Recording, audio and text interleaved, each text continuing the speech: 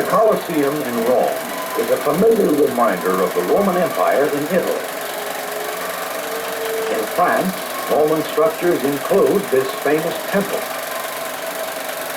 In England, we find Roman baths almost 2,000 years old, and the remnants of entire cities and towns laid out by the Romans. Locations of ruins tell us something of the extent of the Roman Empire. From this Roman amphitheater in Britain to this amphitheater in the Near East. Center of Roman rule was the Forum at Rome, heart of an empire that fell nearly 15 centuries ago. Yet Rome once looked like this. How did such a vast, powerful empire disintegrate? To try to answer this, let's examine something of 4 of the periods in the history of the empire. 4 periods associated with Marcus Aurelius, the soldier emperors, Diocletian, and Romulus Augustulus. Our first period begins with Emperor Marcus Aurelius. During his reign, the Roman Empire was at a high point in peace, power, and wealth. The empire of many lands stretched from the border of Scotland to the rivers of about 75 million people. Life during much of the reign of Aurelius went smoothly. In the provinces, owners of the great villas were wealthy and secure, even though the estate owner had little say in the lands of the estate, worked by slaves or tenant farmers. With the empire at its height, life on the land was good. And life was good in the cities as well. People of all classes went about their daily affairs peacefully, securely. Students read and discussed Roman writings that reflected cultures absorbed from the many peoples Rome ruled.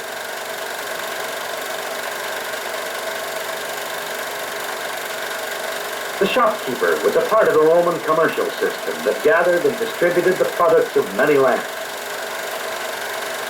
This silk brocade came from Damascus, an example of the empire's far-flung commerce. To the merchants from many lands, Roman roads, such as this one, offered excellent communication. The Roman peace guaranteed that travelers might go from one end of the empire to the other in safety. In camps and forts in the empire and on its borders, a large and capable Roman army guard the Roman peace. A loyal Roman army was an important instrument of government, a source of power for a strong emperor. And Marcus Aurelius was a strong emperor. He was also a learned man. As he once wrote, "The universe is change." And change did come to the empire. Following the death of Aurelius came a period of great trouble for Rome. Within 50 years came a series of so-called soldier emperors, whose names are seldom heard today. Maximinus, Gordianus, Philippus, Decius, and others. In all, 22 emperors in 50 years. This period of the soldier emperors saw the beginnings of the decline of the empire. Let's remember that the vast Roman world was centered in Rome and held together by a system of absolute power in the hands of the emperor. Every emperor needed the support of the military to control the vast empire. It became more and more apparent by the 3rd century AD that whoever controlled the army could become emperor. But it was risky business. For out in Rome's vast provinces, any general who commanded troops might attempt to seize power. And more, the soldiers realized that they played a vital role. They could decide what general to support, and thus, in effect, create an emperor. And so for about 50 years, emperors were made and unmade by the sword. The result? Disorder and civil war in the empire. Lands within the empire were laid waste. Defenseless villas, once secure under the Roman peace, were plundered by Roman troops of one faction or another. In the cities, too, conditions were bad. Shops stood empty as the wars obstructed commerce. There were other troubles. A terrible epidemic swept through the empire, taking a heavy toll of the population. Food shortages and increasing poverty meant starvation for many. These were the citizens of a declining empire.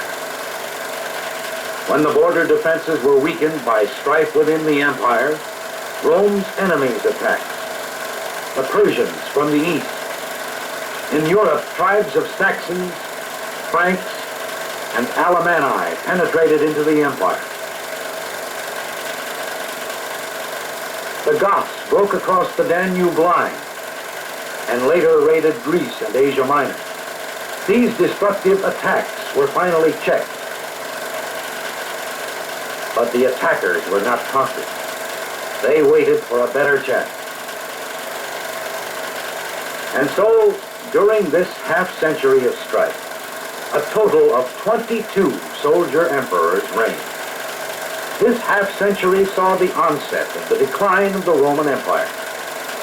At the end of this period, a strong emperor, Diocletian, subdued the armies and again established peace.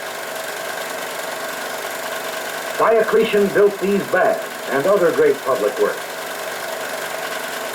But in the cities, there was less business activity. Population had declined.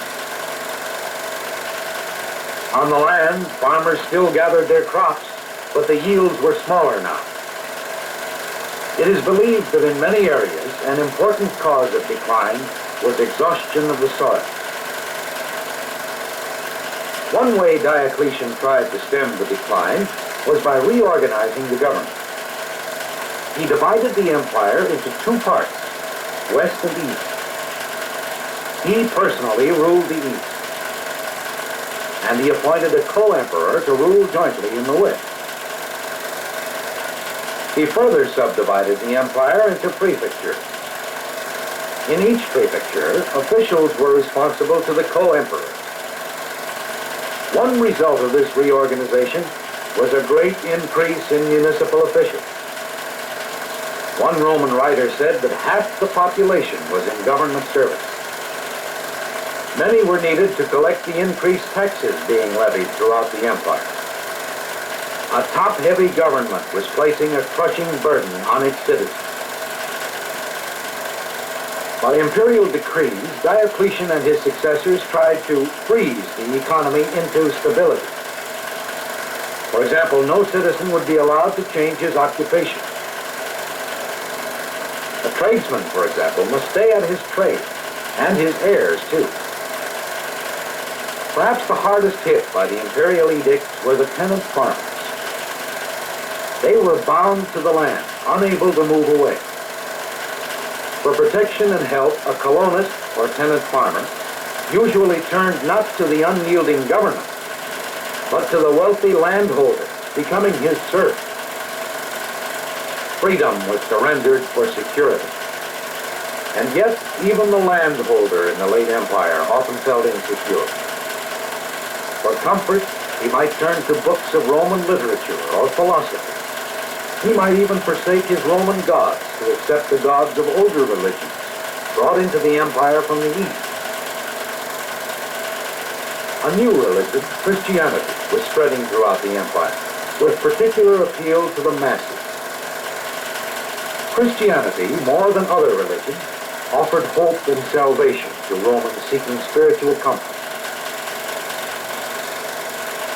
Roman armies, once the backbone of the empire, were no longer invincible conquerors. In her weakness, Rome was giving way to the pressure of barbarian forces outside her borders. Roman armies were enlisting German tribesmen and other foreigners into their army. Barbarians came to know Roman culture, to adopt Roman ways. With this blending of peoples, the last period of the decline had begun. The final century and a half of the empire is remembered mostly for the reign of Constantine, an outstanding ruler who became sole emperor in 324 AD. He made Christianity the state religion of the empire. Constantine moved the capital of the empire from Rome to his newly built city of Constantinople, feeling that the Eastern Empire had better chances of survival. This proved true. The Eastern Empire lasted over 1,000 years. Yet it was here, near Adrianople, in 378 AD, that Rome lost a crucial battle. Gothic tribes pushed across the Danube frontier and destroyed a Roman army at Adrianople. Now the 100-year period of terrible invasions which destroyed the Western Empire began. The Roman garrisons were overrun by the barbarians. The conquerors became at last the conquered. The invaders made slaves of some of the Roman people. The fine Roman roads stood open for other invaders to follow. And they did follow. The eternal city, Rome, was twice sacked during this period, by Goths in 410 and by Vandals in 455. The imperial city had come to this, a rich prize for savage warriors.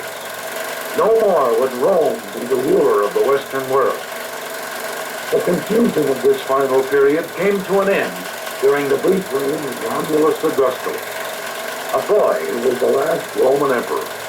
A powerless figurehead, the boy symbolized a helpless empire. Then the barbarian general Odoacer ended the term, imposing the boy. He was the last of a long line of emperors. Emperors who ruled during dramatic centuries of the decline of the Roman Empire. The year was 476 AD. The conquerors marveled at the outward signs of Rome's prosperity. In time, they would come to share in Rome's accumulation of culture, her feats of engineering, of architecture, her gifts of the arts and organization. These things did not die. Eventually, out of the decline of the Roman Empire, a new and different age would arise in Western Europe.